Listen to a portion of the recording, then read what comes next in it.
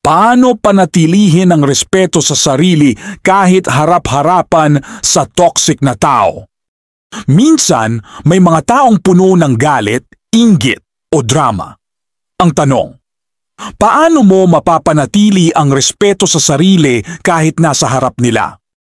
Sabi ng mga Stoic, you cannot control their mouth, only your reaction. Kaya unang prinsipyo, huwag sumabay sa enerhiya nila.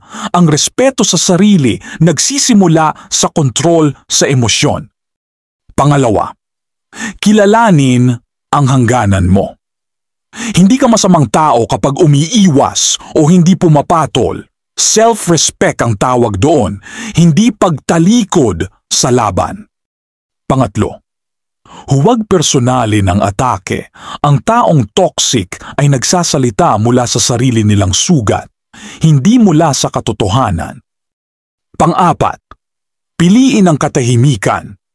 Sa Stoicism, ang tunay na lakas ay hindi galit, kundi composure.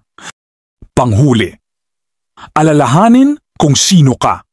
Hindi nila pwedeng ibaba ang taong hindi sumusuko sa prinsipyo niya.